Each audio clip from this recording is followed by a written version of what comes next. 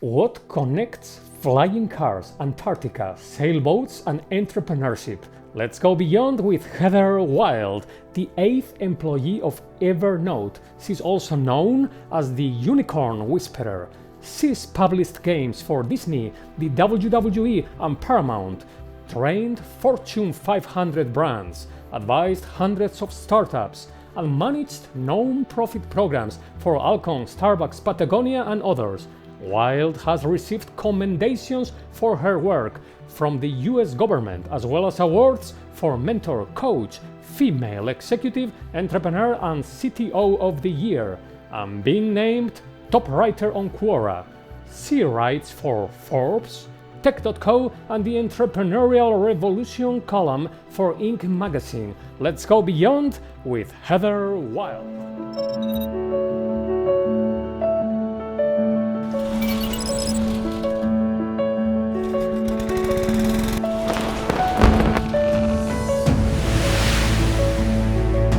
Go beyond your horizons. All right, here we are with Heather. Heather, welcome to Volandino's spacecraft, and thank you for connecting today. Thank you for having me here. That looks like a really great spacecraft you have. It's pretty great, a little bit small. And that's why actually I'm super interested to talk with you, because you have a lot of great experience living in challenging and stressful and little environments during your life as an entrepreneur, right? But before we go into all of that, I want to begin with something else, because you told me that you recently organized a conference about flying cars. Is that right? Yes, well, that's true. I'm super curious about that. So, before we go into a lot of super fascinating topics about entrepreneurship, about how to deal with the stress, with communication issues, with living as a digital nomad, which a lot of people are super interested in. Let's go for a bit into this flying cars stuff, because, from my point of view, flying cars is a bit like fusion energies. Like it's always 20 years away, right? So, I'm a complete beginner in this topic. Could you tell us what is the current status of the flying car industry, and when is it gonna become, more spread around and everything? Yeah.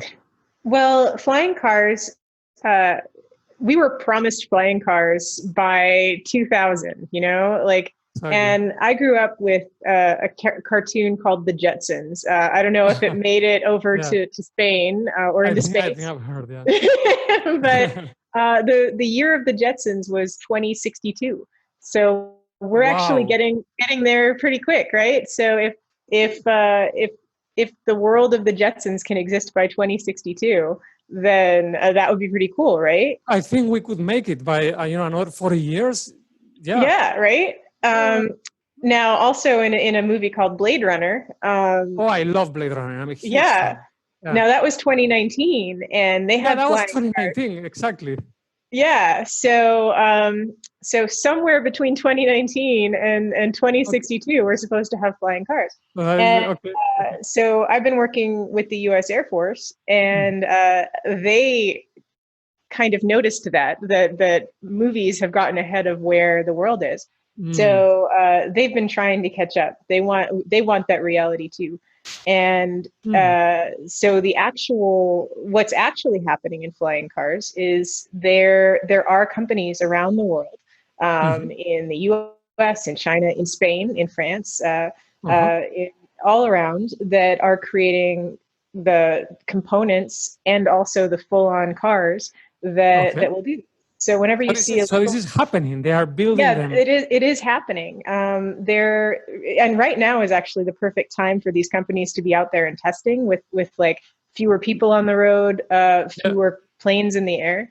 And what they look like are right now, they look like anything from small, larger drones. Larger drones. Okay. Yeah, larger drones that can hold just like maybe a package, like a big box, to a helicopter, like an automatic helicopter where people can go inside. Yeah, that people can go in. And so by the end of the year, the Air Force has... So they don't look like, The Fifth Element, the movie, The Fifth Element? Oh, yeah.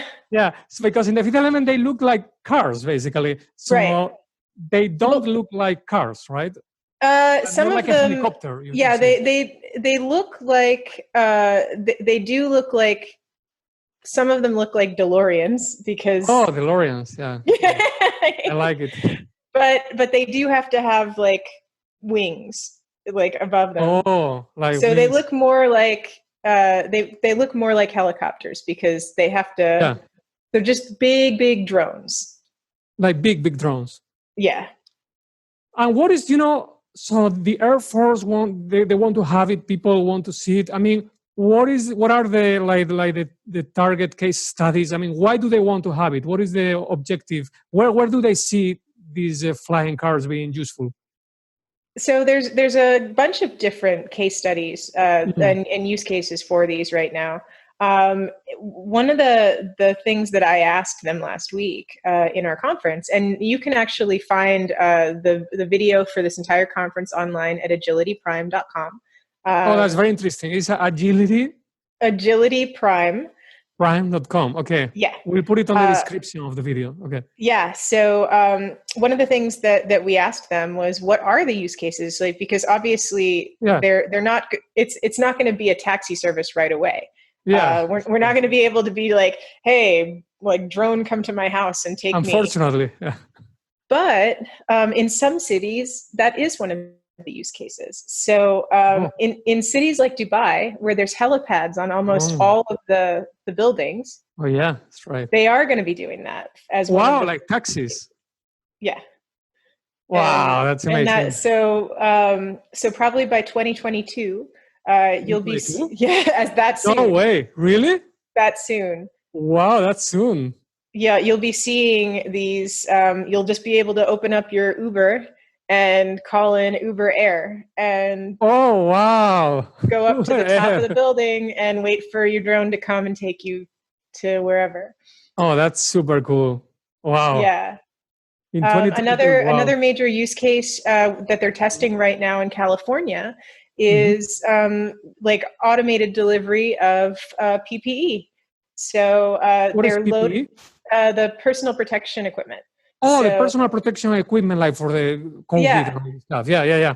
So because it's like dangerous to go into hotspots, like they're actually using these cars automated, and they're having drone controllers. Like, I mean, drone pilots. Not even in like sometimes they're loading them with one person in them, but that person doesn't need to be a pilot. They can just be like a medical professional. They're having them in there, and then they're loading them up with equipment, and then sending them into a place that they couldn't get to otherwise. I mean, that is a fantastic use case. I mean, that a lot of people wouldn't think, immediately about it. Now, a lot of people will be wondering, initially, how risky it's going to be to get into one of these flying cars, Is it risky at all or not? Considering that the batteries only, like each battery can only go for a certain amount. So that was another question that I asked one of these drone manufacturers, one of these flying car manufacturers. Yeah. And so I was specifically talking to eVTOL manufacturers, so like the electric ones. And the electric ones. they have to put 18 batteries on them so that 18 batteries. Are these like lithium, or what is the technology? It's a proprietary battery that they're using. Okay. Yeah, and they have, and of those, like 6 of them are redundant on purpose, so that if one of them goes out, then it doesn't die. And then it's also built as a road, or like as a glider, so that if somehow they lost all of them, then it still doesn't. That's very good as a glider. Yeah. That's very good. Yeah. Okay. So, well, that at least you can glide, if they break down. Exactly, okay. But that's why they're testing. That's why they're in testing right now. And the challenge, they're doing air race challenges. So the Air Force, like at that Agility Prime site that you'll find, the Air Force has a challenge out that like they want very specific things, but they want flying cars by the end of this year. Wow, that's wonderful. I think it's a dream for a lot of people, and I didn't think it would be so close, so near. So this is great news, actually. Yeah, and it's open to worldwide. It's not just a U.S. initiative, because we know the technology and everything. Many countries will be able to. Yeah. Mm-hmm. Yeah, we know that this is not something that we can do ourselves, and like the technology will be something that the whole world can use. So that's interesting. So is it happening now because of improvements in different technology areas that are converging all together, or? Yeah, so it's Moore's law. We've gotten to the point where we're finally able to create things, and even as we're creating them, technology is getting smaller and better. And we know that the stuff that we're creating this year is going to be obsolete 2 years from now, but it's the time to get started. Fantastic. Okay, well, this there couldn't be a more exciting intro to this conversation. So we take your word, 2022. Of course, we know that it may not be, but we will look forward to that. Okay, now let's go into something, that I think a lot of people can get benefit from. You have this tremendous experience as a digital nomad and dealing with a lot of things that many people have to deal with, stress and, communication issues and difficult environments to live in and to work on. So let's begin with change. As a digital nomad, you are very used to change, for sure. How important do you think that change is in our lives? A change of surroundings, of stimuli, change in general. What is the role of change for you? Change is really important in general, because whenever you're stuck, you have to do something to break you out of wherever you're at. So there's something called for the life of me, I can't remember what the entire process is, but you have to remember that there's 3 different processes that your brain goes through whenever you're growing. And there's focus, language, and physiology. And all focus, language, and physiology. Focus, language, and physiology. And that's all of those things are different change processes. So like all throughout a day, like we're either focusing, thinking about something, using language to speak or talk through something or write through something, or using our physiology, our body in some way. And these are all different change states. Interesting. And if ever we're stuck on something, if we're plateauing in our life or even in just one day, if we move to one of those other parts of that triad, then we can move forward. Well, that's very interesting. So moving between those 3 factors can help you get unstuck when you get stuck in a specific situation. Yeah. So if you think about it, just apply that to your life as a whole. Think about like when you go to school for something. Yeah. In school, that's a time of focus. So like when you're focusing on something, then they make you use language to think about what you have been focusing on, to repeat back what you've learned, and that's a growth cycle. Okay. Yeah. So it moves you from that navel gazing, that pensive, like I've been thinking about this, I've been thinking about this, and then you repeat it back to them to show that you've grown. And we do this all throughout our lives. So as I said, change is extremely important to help us move throughout our lives.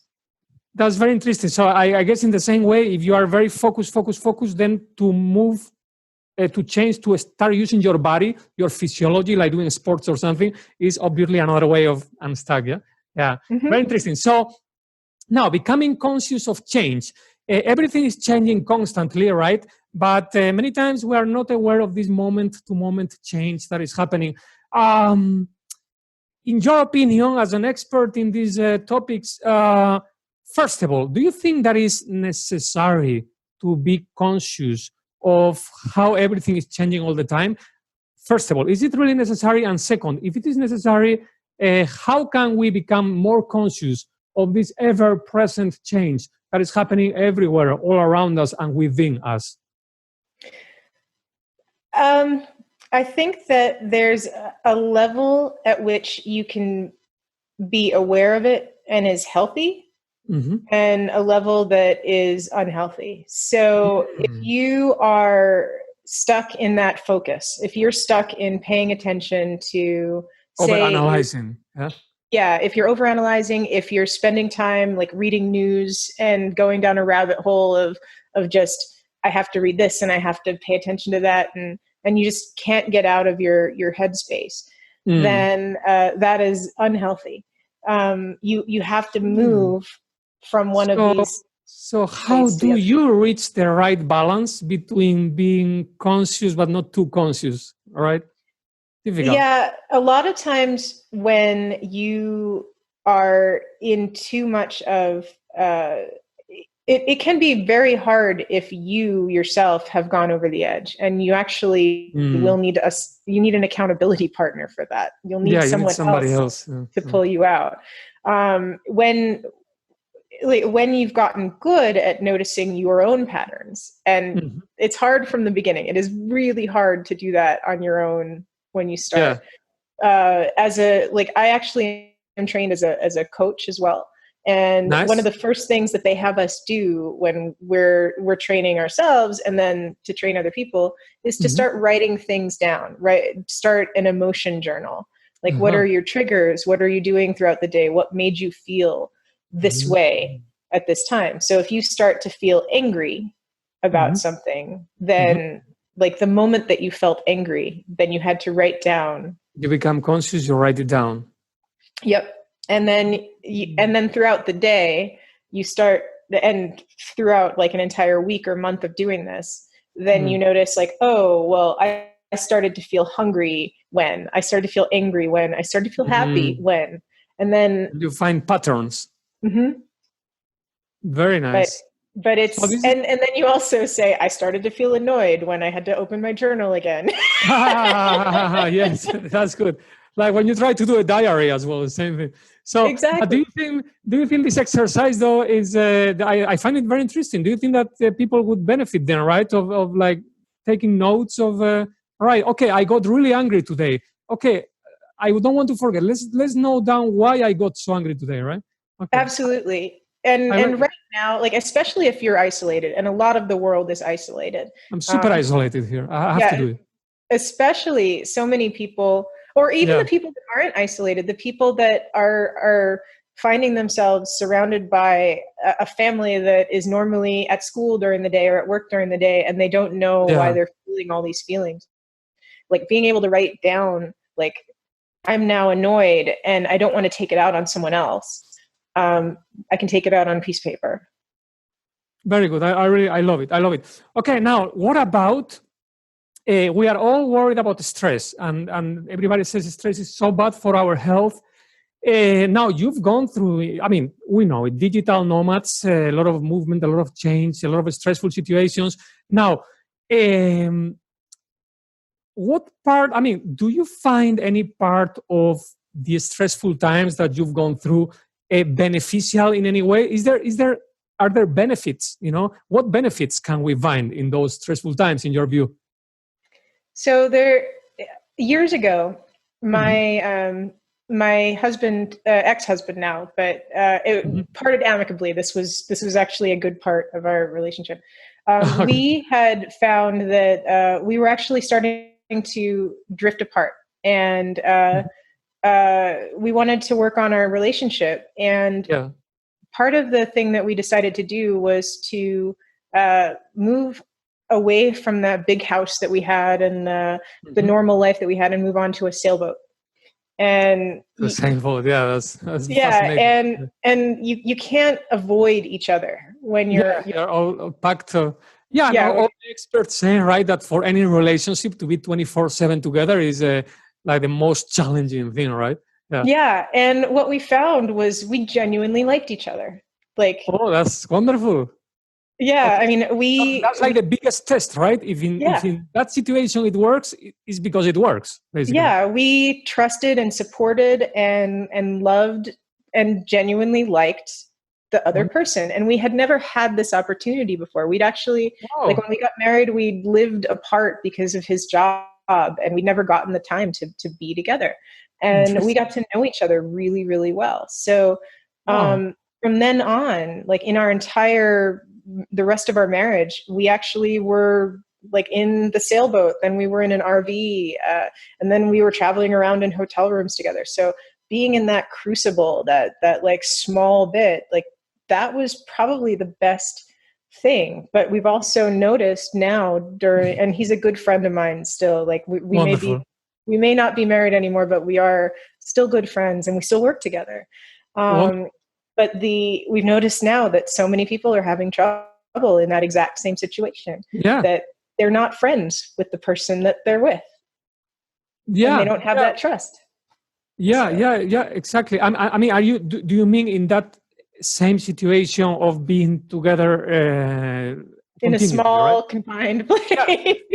Yeah, exactly. Well, I think that is unfortunately, is the most normal result because to be 24/7 or continuously together and make it work, you really have to have good compatibility, right? I mean, it's difficult. It's difficult. So that connects with the next question. I mean, when there is no maybe such perfect compatibility and stressful things happen during that living together continuously or whatever, have you learned any tricks or anything that helps you to deal with the inevitable for many people stressful moment?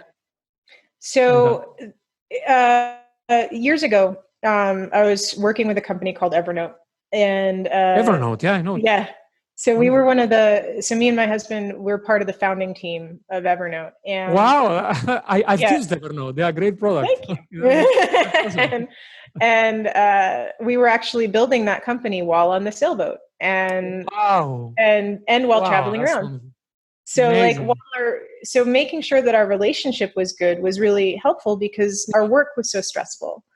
And it was really important that like every day when like I was feeling work stress or he was feeling work stress, that we were able to handle that and speak to each other about that.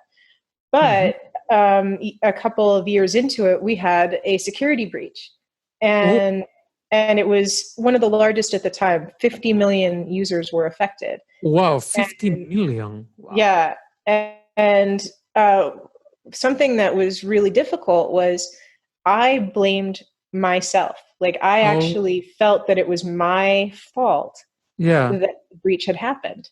And unfortunately, like if we hadn't gone through what we'd gone through, like living on the boat and getting to know each other, the me before that would have kept that inside and not told him about it.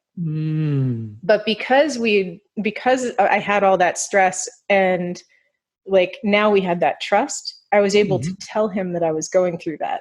And he was able to just turn right around and be like, "You're an idiot. This has nothing to do with you. It's not your fault." Oh, that's wonderful. When there is that trust is beautiful. So what you are telling us, I think this is very, very, very interesting, is that if you have developed good trust with with your loved ones or with people close to you, when those stressful times happen, it's going to be easier because of that. But if you don't have that trust, as you say, you may not feel compelled to share certain things. That's powerful. Yeah. And you need to be able to talk to anyone, because if I hadn't done that, then I would have spiraled. Like you said, I would have kept all of that in. Yeah. And who knows how much of a dark place I would have gone to. Yeah, exactly. So cultivating those personal relationships in a deep way is super important when times are good, because eventually times may turn darker. Very, very interesting. And, when you were living in the sailboat and in the RV, a lot of people have dreamt with doing something like that, and maybe they are scared of doing it, or whatever. What are the pros and cons for you? Pros and cons of living in places like RV, sailboat, So, the major con that a lot of people say about living in an RV is you have to empty your own toilet. Okay, definitely. I guess. But I can tell you it's not so bad. I mean, you just, after the first time you've done it, just remember the gloves. Remember that I have to do the same thing in the spacecraft. Exactly, Same issue. Astronauts, the same thing. Yes. Yeah, and same on a boat. Like but interestingly, again, living that way, you learn to be creative with your resources. You learn, like, I only have a certain amount of food and water and all of these things, and I have to make it work until the next time I can get to land or to the next town or wherever. And for somebody that grew up having access to like all the restaurants and grocery stores whenever I wanted them, like this was invaluable. But so being able to know, like, oh, I only have this much water and no more. So those restrictions, in a way, do you think that they actually, like make your mind more creative? They make it grow more, right?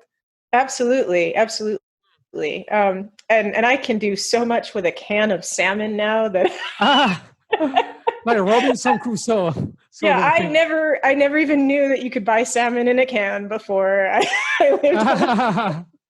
Wow, I love it. I mean, personally, I love adventure and travel and everything. You just make me travel with my imagination now when you say these things. You should write a book. Did you write a book? I have written a book. It's in publishing right now. Okay, we'll put the link also in the video description. It's not published yet. It is when it comes out. We'll add it. Wow, that is fascinating. Okay, so those are the pros, like those kind of like hygiene and blah blah blah, and those are the cons. Sorry, and then the pros. Yeah, the pros. The pros are like, so honestly, every time I think about my time living on the boat, living in the RV, just flying all around the world, like, I always go back to there's this beauty in enjoying the world and seeing how I totally share that. Yeah, lovely it is. Like, in January of this year, I organized the first ever technology conference in Antarctica. Wow. Okay. Well, that's awesome. Okay. You have to tell us a bit about that. And I mean, and like, I just have this, like, why not attitude about travel, because like the world is it's just a thing that you can travel to. And I have that in me now, because why not go somewhere? And then, like, taking 40 people with me to Antarctica. And for some of them, it was like their first trip out of the country. We had as young as 9 years old or 8 years old with us. And first trip out of the country to Antarctica. First trip out of the country, and their parents took them with us to Antarctica. And like, when they saw penguins swimming through the water like dolphins, and like 500 feet tall glaciers, and all of us, like, we had no words. We were just looking at the beauty of this planet, and it's just majestic to see what's out there. And that's what I love. That's just being there with no one. Like, I remember one time on my sailboat in Mexico, we were out on the water. It was only like 4 hours away by sail from La Paz. So it's like in the Sea of Cortez. We were just sailed. We were just in a little cove. There was nobody else there. We had music playing through the speakers, and it was about dusk. So the sky was just a little bit bluish, salmony color. And then I looked out onto the water horizon, and then up came a little bit of a ridge of a blue whale. And that's all you ever see of one. But it was just us and a whale. And then like a little baby calf comes up next to it. And that moment was just for us. And there's so many of those that you get to experience if you travel, if you go out. And there's 7.5 billion of us on this planet, but so many people don't ever get to experience anything their own world, their own little town. And that's a shame to me. It is. I mean, you've described it so beautifully. I mean, I totally share that, because most magical moments I can remember are those moments in which you just feel the wonders of life itself, the universe, all the unique diversity of Earth and everything that it has. Wonderfully described. I mean, just really deep. Wow. I mean, and this Antarctica conference. I mean, is this this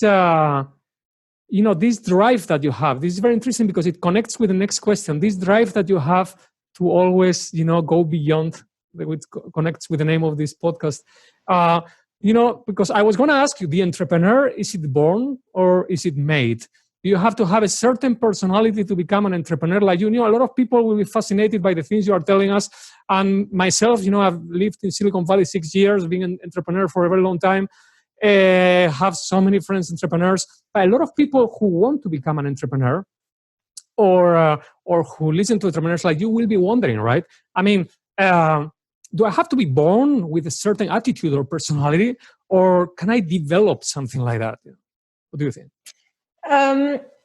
So it's interesting. Like I've worked with a lot of different people that have started companies, and I always like to say I'm more of a Benjamin Franklin. Like I'm the person that will enable people to be as entrepreneurial as they can be. Enable, yeah.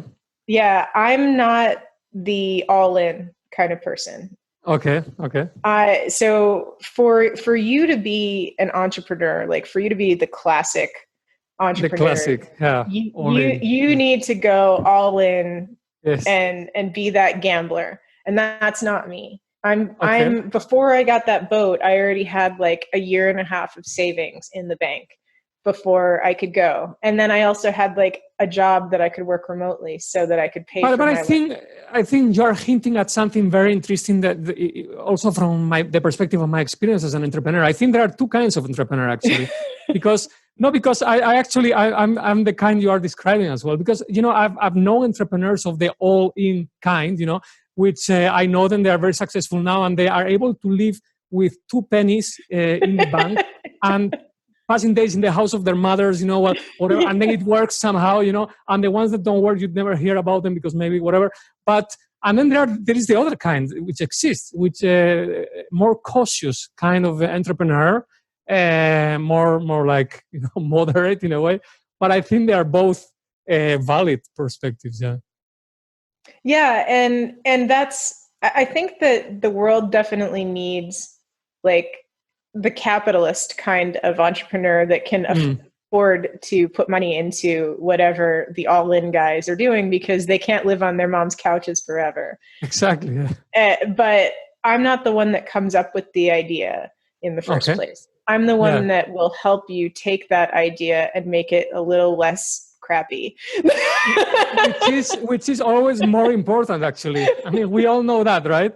We all know that it's how you implement the ideas and not the ideas themselves. And I think that there's, like you said, there's room for both. So if you're hearing, like if anyone that's listening to this is hearing a little bit of either of that side in this, then and then there's also the room for the person that is even more conservative than you and I, that is like, I would never in a million years put money into something that wasn't proven, because we need those people.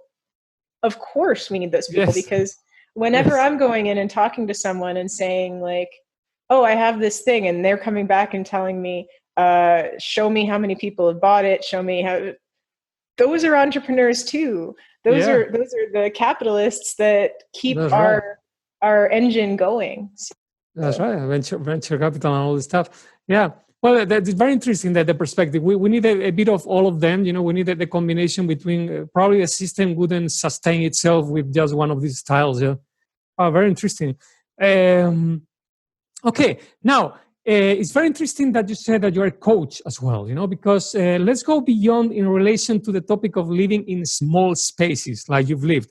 But we can live in small spaces physically and also in our minds, right? Many people are feeling trapped in repetitive thinking cycles, trapped in repetitive patterns in their minds. You're a coach, so can you give us your perspective on how can we expand our internal mental spaces, mental and physical in creative ways, but more the mental now? So I know this sounds a little bit crazy, but hey, Steve Jobs said, here's to the crazy ones, right? Yeah. So I always tell people the best way to expand your mind is to read or watch science fiction. Oh, to read or to watch science fiction. I love it. Big fan of science fiction. My personal avatar, like the idol that I've always had is H.G. Wells. Because not only was he one of the best sci-fi writers of all times, but he also had like over 100 patents before he died. So like, the things that his mind was able to create and think about, like he was saying like, I bet this will happen someday, not in my lifetime. The technology doesn't exist, but it's going to happen. So if you read science fiction, if you even love the Marvel movies, just think about it. Like, we already have Iron Man suits. We have these VR like displays with HoloLens, like that Tony Stark does. Like, when I go and talk into schools, like I ask kids who is their favorite superhero, and then I'll go and I'll tell them like how they can, like what actual modern technology they can use to make that superhero suit if they were. Wow, that's cool. So when I was a kid, I loved StarTrek, and some kid that was the generation before me also loved Star Trek, and that's why we have cell phones. So like, that's so beautiful. So everything begins with this kind of inspiration that many times it becomes a reality afterwards. Yeah. That's beautiful. I mean, Blade Runner, flying cars, and the Jetsons. With the flying cars, the Jetsons and everything. So fantastic. So from those inspirations begin potential things that change the world. That's beautiful. Now, going back to you as an entrepreneur, are you an entrepreneur? And we've talked about different styles, okay? But are you an entrepreneur because you decided to be, because there is no alternative, this is who you are, because you need to, because it's a visceral root need that comes from your essence, Why? What is the why behind why you do these things? It's interesting because I didn't realize that what I was being was an entrepreneur until that's interesting. I was older. Like I was always told by my parents and by my teachers and my family and my friends that like I had no limits, that I could do anything I wanted to be and be anything I wanted to be. And this is a very beautiful thing you're saying for people who listen, right? Your teachers and your family were telling you you have no limits. And the influence of that when you are young is huge. Yeah. And like, so even when I was in school, like in college, I decided with only one semester to go that I wasn't going down the right path. So I was almost graduated, and I called my dad and I asked him if I could start over entirely. Wow. And he could have said, can you just finish this semester and then do a different path for graduate school? Yeah. But he trusted me enough to know that, no, I wanted to start over with a completely different paradigm of what I wanted to do. And so I started over and got another bachelor's, and then went into the master's level. But I was like, I need a new fundamental learning because what I've done so far was wrong. And Wow. Yeah. So with that, and that was the best thing that I could have possibly done, because I trusted that I had that trust and I had that support to do it. I mean, this is huge what you are saying, because there are so many people stuck on degrees, on jobs that they are doing, and the inertia, the momentum keeps them going, but they know deep inside that they want to get out.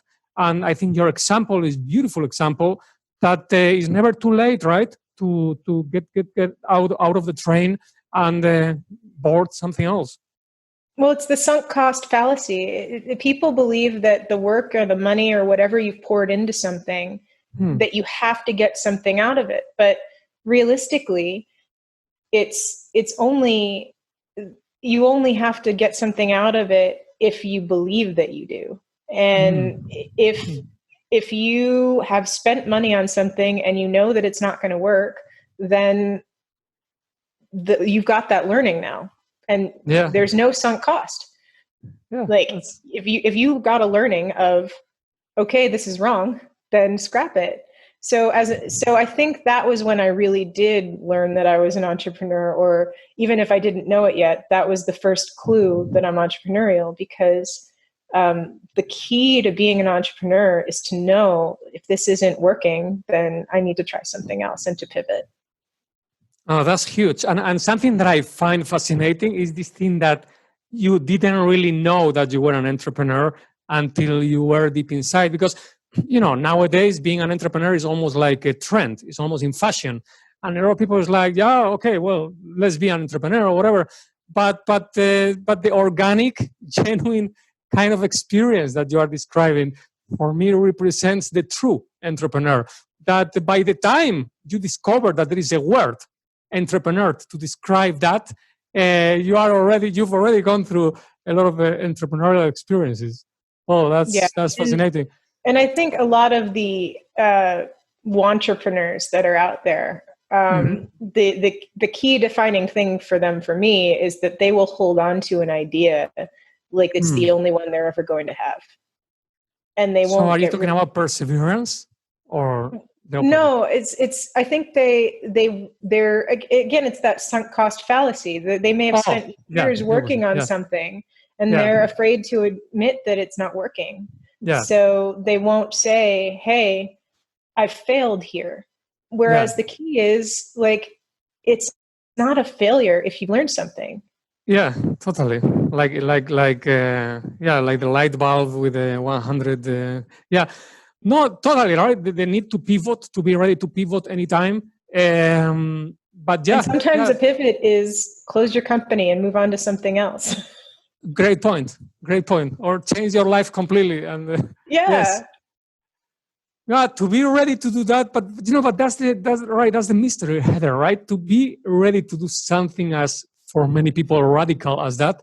Is that something that can be learned, that personality feature, or do you have to be born like that, or does it come from the education of your childhood, as you said, because people were always telling you the sky's the limit?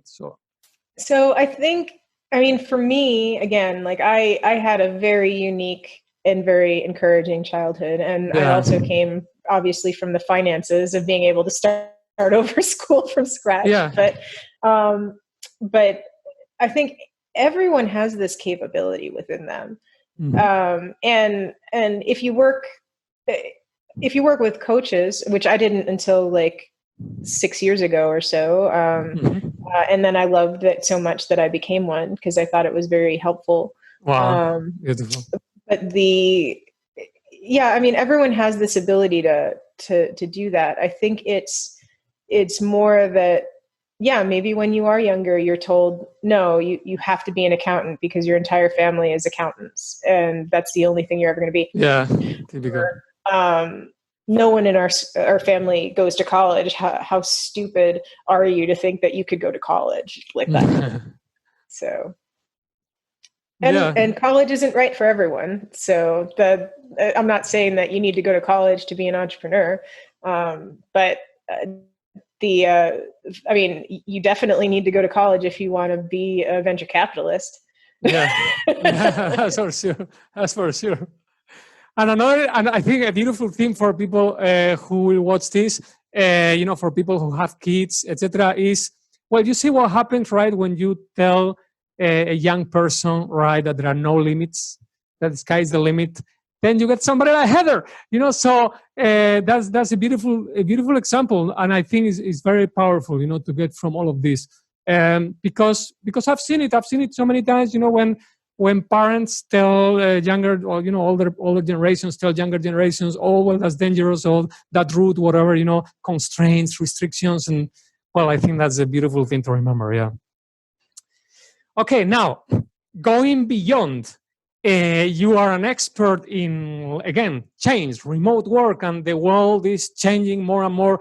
What is, in your opinion, the present and the future of remote work? If we look 5 years beyond today, how is the world, what's going to happen with remote work? Is it going to explode now, that the world is going through these crazy times? One of my favorite things that I've seen recently is there's this meme going around that, like, what was the thing that caused digital transformation in your company? COVID-19. Finally, nothing else could make it, right? Yeah, people have been trying for 20 years in some companies to get something that happened in like 3 weeks to work. And I think some companies are now seeing what people like me have been trying to get them to see for a long time. I've been very lucky, obviously, for the last 15 years or so to work for companies that see the value of remote work. But others now are saying, oh, well, this isn't so bad. Then there's companies like Yahoo, which allowed remote work and then said, no, well, it didn't work for us, and now we have to bring people back. So I think we're going to see a lot of that. We're going to see people that, companies that did this temporarily and are going to bring people back into the office. So it's going to be a combination. Some companies are going to realize that the overhead isn't worth it to have big offices anymore. And others are going to say, no, it didn't really work out very well for us. We still need to have it. So in 5 years or so, I see a big shift where a lot of these office buildings that we have may be converted into things like they have in Japan, where they're comfort cafes for people to go to and be a little less alone, because there will be a lot of work that is remote. More loneliness, but people need comfort. We see that now. They need hugs. They need to be around people. Human contact. Yeah. And do you think that that's very interesting? Do you think that meetings face to face, like regarding work, presential, meetings face to face versus remote meetings? Do you think that are really meetings face to face necessary at all? In terms of work and companies, can we get by without them? It depends on your personality type and your business type. Okay. So I see some people thriving right now, and in some industries. Like myself, I'm an introvert, but I'm a social introvert.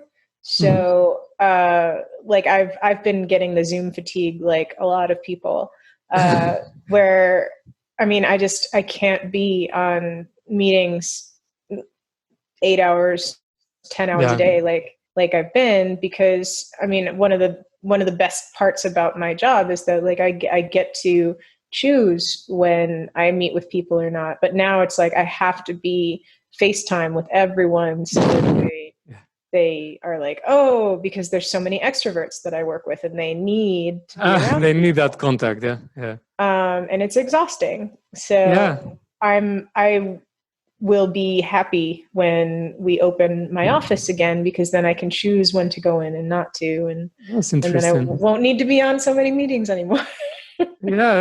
Actually, I wanted to know your opinion about meetings in general. There are a lot of people who think that most meetings are a waste of time, and there is a lot of, a lot of people, the ego, the human ego, everybody, the meetings just go for longer and longer because everybody has to give their perspective. Obviously, sometimes meetings are essential. What is your view in general on meetings? I think that a meeting should have an agenda. There should be a reason for it. And like, you shouldn't just have a meeting to have people together. And if there's no point, but then again, I hate stand-ups because again, I'm an introvert, and I'm a social introvert, so I know how to communicate and I can get my point across. But I feel for the rest of the introverts that are just like, I don't know how to say anything. I can't speak up, and I don't want to be here, and I'm very uncomfortable. So, like, if you're forcing somebody to talk when they don't want to, it's a complete waste of time. So you end up in a meeting with like certain people dominating and other people not. Very interesting. Yeah, I agree. It's having an agenda and that balance that you talk about. Okay, moving already towards the last stage of our trip. I want to know about this coaching thing, because you are a coach as well, and a lot of people are dealing with difficult situations today, and they don't even understand what a coach is or anything like that. Can you tell us, in your opinion, why did you become a coach? And what is a coach offering to people?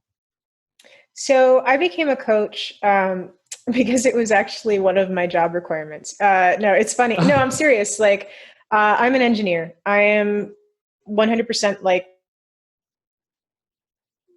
technical, very logical, and so coaching to me was always like a woo-woo kind of like fluffy thing that I didn't believe in. And then suddenly I was taken to this person who I realized their entire job is to just ask me questions and make me think about myself. And they're not trying to diagnose me about anything. They're not a psychologist. They're not a therapist. All they're meant to do is ask probing, thoughtful questions and challenge me into into understanding who I am, and then help me to be better at something that is a goal of my own. And so after I saw results from that, I decided that I wanted to learn how to do that to be better at my job as a CTO, so that I could help my own employees, be a better mentor to them, be a better leader for them. I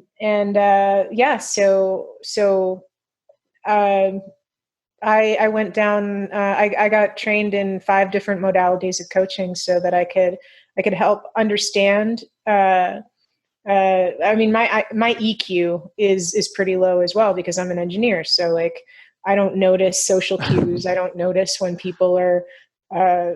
If I'm focused, I'm definitely not going to notice that someone's upset. You see yourself as more analytical than I'm extremely analytical. So this was very helpful to me because I was able now to notice to things, explore all the emotional, not just in me but in other people, and also have the tools to be able to help them and help me deal with that. I find this very interesting. So do you think that actually in life, in a way, we all need some form of a coach? We all need somebody to open our eyes, to help us open our ears and eyes to other things that we don't see commonly? Absolutely. Maybe. And for me, like the kind of coaching that I do, and it's very rare because I'm pretty busy with my own work. So I generally don't take on coaching clients. Like I'm not a coach as a profession. I'm just training. Yeah. But like when I do take on anyone, it's usually like a CEO that needs help talking to their CTO because we're pretty annoying people. Like we get focused in our work and we're like robots. And CEOs are pretty like they're outgoing. So it's usually you've got an introvert and an extrovert that don't know how to talk to each other. So I can generally help with that. That's very interesting. That's very interesting. Wow! What a diverse mix of experiences and background. So I'm going to throw you now the most difficult question. Because after all this combination of amazing, beautiful experiences and challenges and stress and changes and everything, now tell us, for you, what is the meaning of life? What is the life's purpose? What gives purpose and meaning to life, in your opinion? What makes it all worth it? What is the point of it all? So for me, like my personal mission statement is I want to make the world more like StarTrek than Skynet. So Skynet. So everything I do is based around that. And what I mean is I want a world where people are free to be creative, to be to achieve the goals that they want, to boldly go and explore the galaxy if they want to seek out new worlds, and not to be afraid of technology, to not be afraid of the things that are going to enable them to be to not be afraid of science, to not be afraid of technology, and not be shackled by that fear. So if my entire life is dedicated to helping people be educated by be educated about the technology that can enable them to have that amazing future that I know we can have even in my own lifetime, then it's all worth it. That's beautiful. I like a lot because after what you described before about your amazing experiences and that you're wishing and you want to contribute that everybody can pursue their dreams and these kinds of experiences and to embrace technology and take it in as a positive thing. Wow, that's beautiful. And what is just to conclude, what is next for you? What is your next dreams? What are your next dreams? Do you have a big dream now, like looking towards the future? Do you have a big dream in your horizon? Interestingly, I mean, everyone wants to leave the house, right? Yes. So my husband and I are we love to travel, so we're just waiting for the world to be ready for that again, and our dream is to do a cruise around the world. So wow, beautiful. Yeah, so we hope the cruise industry is available. And I know people are like, oh gosh, cruises. No, cruises are just as safe as anything else. And we hope that they come back and we'll support them and go around the world. We hope that it will all come back to normal and that you and a lot of other people inspired by you will have the kind of amazing, inspiring, beautiful experiences that you have described for us. Heather, thank you so much for connecting to the spacecraft. I look forward to sharing this beautiful conversation with the planet. Thank you, Heather. Thank you. See ya next time. Thank you for following the Beyond podcast. If you enjoy it, subscribe on YouTube and support it in other channels like Patreon and others. And hope to see you soon at the Beyond podcast. Thank you.